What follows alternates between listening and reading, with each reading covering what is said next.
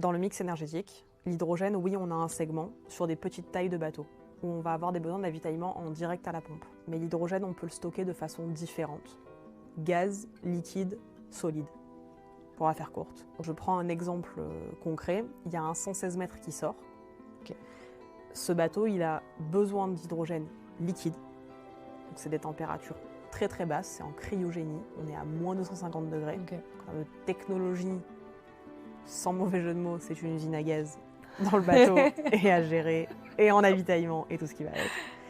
Et ce bateau, il est sur un volume de quelques milliers de litres. Ces bateaux-là, on est incapable de les remplir avec une station hydrogène pour les petits bateaux.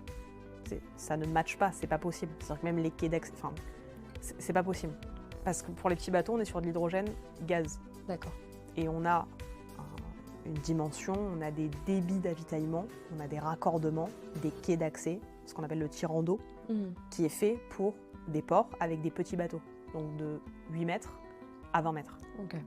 Là, on parle d'un bateau qui fait 116 mètres. Okay. Oui, c'est le mot hydrogène. D'accord. Voilà. Mais quand on ouvre la porte, en fait, dedans, il y a une multitude de scénarios et de possibilités qui fait que non, l'hydrogène, c'est pas pour tout le monde, à toutes les sauces. Enfin, c'est un mythe. Par contre, sur le segment de la petite plaisance, il y a déjà des marques qui ont sorti des bateaux, qui sont à l'eau, qui fonctionnent, qui sont capables d'être... Ils peuvent être commercialisés, on peut les acheter. Le problème de ces marques, c'est qu'il n'y a pas de station, justement, d'avitaillement pour les plaisanciers.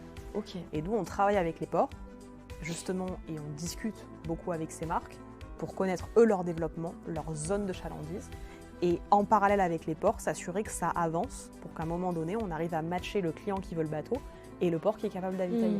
Et on a besoin des deux.